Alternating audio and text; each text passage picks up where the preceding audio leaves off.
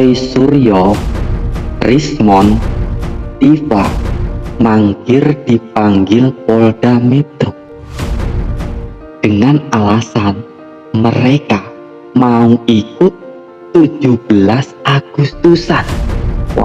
Waduh, ini gimana ini ya?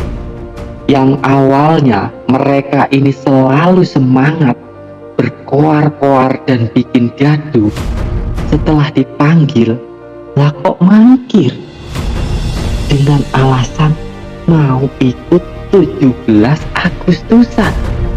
Waduh, Pak Polisi ini harus tegas.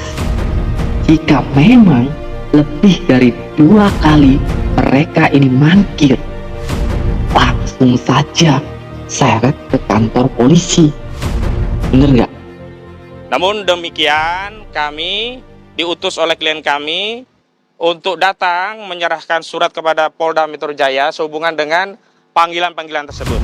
Pertama, panggilan tersebut belum bisa dipenuhi klien kami karena klien kami pada jadwal-jadwal yang berkenaan yang saya sebutkan tadi ya, ada Senin, Selasa, Rabu, Kamis yang menjelang 17 Agustus 2025 ini sudah teragendakan berbagai agenda jelang perayaan 17 Agustus 2025 hari kemerdekaan, sehingga tidak bisa memenuhi panggilan sesuai dengan jadwal yang sudah ditetapkan oleh penyidik Polda Metro Jaya, termasuk yang hari ini.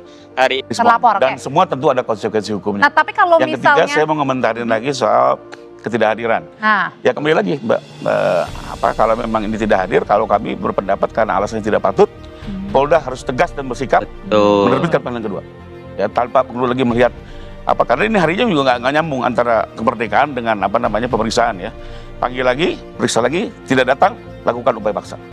Karena memang itu prosedur hukum. Karena pada saat itu setelah panggilan kedua tidak hadir ya. Pak Jokowi pun juga diminta penundaan karena alasan sakit. Jadi artinya menurut Anda sendiri dan tim ini tidak beralaskan. Nah, kalau memang mau diminta dipanggil di rumahnya boleh juga. Itu karena ada di pasal 113. Bersurat saja, minta diperiksa di Bali Gate, pasti datang ke sana. Loh betul, memang 113 bicara seperti itu gitu ya.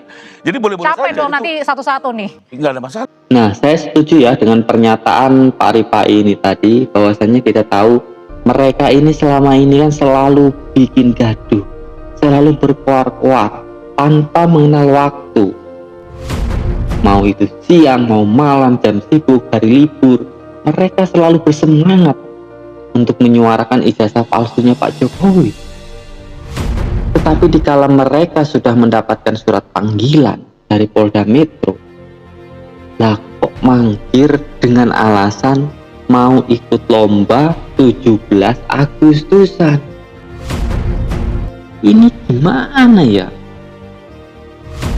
Ya boleh-boleh saja mereka ini merayakan hari kemerdekaan Indonesia yang ke-80. Tapi kalian harus ingat, kalian itu sudah mendapatkan surat panggilan yang tentunya untuk semua warga negara yang baik, surat panggilan ini hukumnya wajib. Ya saya setuju dengan pernyataan Bapak Rifai ini tadi, bahwasanya sekali 2 kali mereka tidak hadir untuk datang ke Polda Metro memenuhi surat panggilan, Polda Metro harus mengupayakan dengan cara paksa. Bila perlu, seret saja ke kantor polisi. Tadinya Pak, kami bertiga ini beralas Pak. 2014 kami semua mendukung Joko Widodo. Kenapa? Beralas Pak, kebanggaan UGM. Wah, kami ada presiden dari Benar. bangga sekali. Tapi kemudian 2 tahun kemudian setelah 2014 kami kaget dengan peristiwa Bambang Tri. Loh, ternyata ijazahnya bermasalah. Curhat apa gimana ini? Yang sudah terbiasa kecil, sudah apalagi dengan beliau berdua ini digital, langsung jauh lebih memahami dibandingkan dengan rakyat yang lain. Nah, sehingga kami diam-diam melakukan penelitian dan puncaknya Pak itu tahun 2022. Puncaknya itu ketika terjadi penahanan dan penjaraan dari Bambang Tri yang kedua bersama Gus Nur. Kenapa? Lembaga yang didanai oleh APBN, lembaga yang terbuka, yaitu namanya Universitas Gadjah Mada, UGM yang kami cintai, ikut campur. Ya, di akhir 2022 rektornya Profesor Ova Emilia nggak tahu siapa yang nyuruh melakukan konferensi pers. Kami kami meyakini bahwa ijazah Joko Widodo asli. Itu bukan bahasa science based, Pak. Ini telinga kami, telinga peneliti. Nggak ada. Saya pengen ketawa kadang-kadang ya kalau mendengar ini Spotify ini ngomong. Ini nyerocos terus kayak ibu-ibu. Ya, memang ibu-ibu. Kayak orang nawar di pasar itu ya. Ya kan di situ udah jelas kalau UGM ikut campur ya wajar. Karena siapa lagi yang menerangkan ini kalau bukan UGM? Karena UGM itu punya data loh. Jangan main-main loh, Bu. Emang benar ibu ini lulusan dari UGM. Tapi kan ibu ini bukan dari Universitas Kehutanan. Jadi kalau saya bilang itu masih nol ya, belum tahu apa-apa sejarah dari kehutanan ini tadi, dari Fakultas Kehutanan dia tuh nol. Ya wajar ya, ibaratnya Profesor Wening ataupun guru-guru besar yang ada di UGM itu meyakini karena di situ datanya ada, tahun kelulusan ada. Terkait tentang kekurangan apapun itu setidaknya itu kan ada yang lainnya, mungkin ada yang belum ketemu atau gimana. Ditanyakan saja ke UGM kalau berkas-berkasnya memang berasal dari UGM. Kadang-kadang orang itu terus yang diomongin. Situasinya di situ, Pak.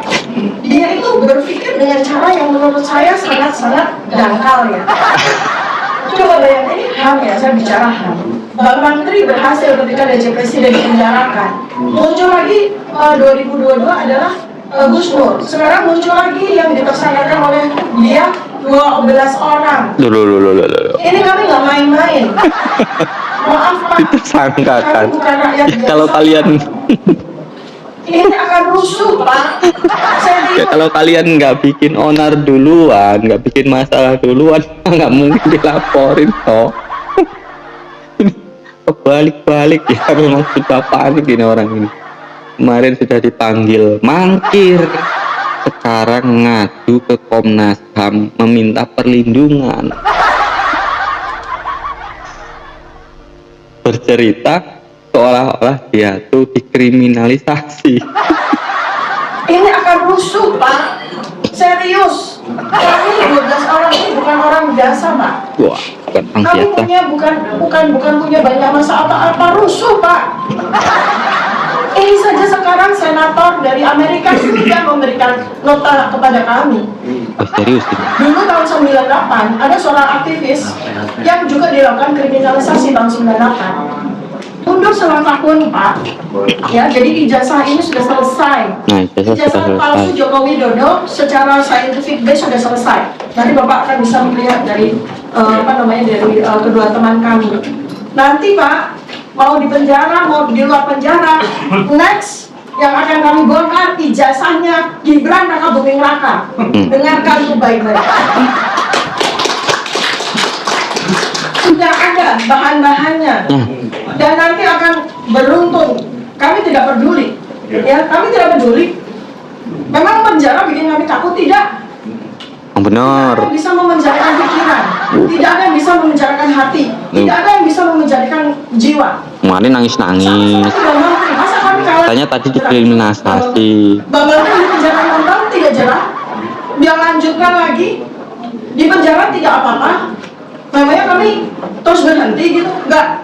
Rekan-rekan kami dari seluruh dunia akan berteriak. Murid-murid kami punya murid-murid akan melanjutkan apa yang kami lakukan. Demikian yang bisa saya sampaikan. Karena ini sekali lagi. Wih, sudah punya murid untuk menyerang ijazah. Hati-hati guys, ijazah kalian jangan sampai keluar ke media sosial. Nanti bisa-bisa diteliti, bisa-bisa disuarakan palsu sama mereka ini. Hati-hati guys. Karena murid-muridnya sudah banyak, tadi bilang loh, murid-muridnya itu tadi yang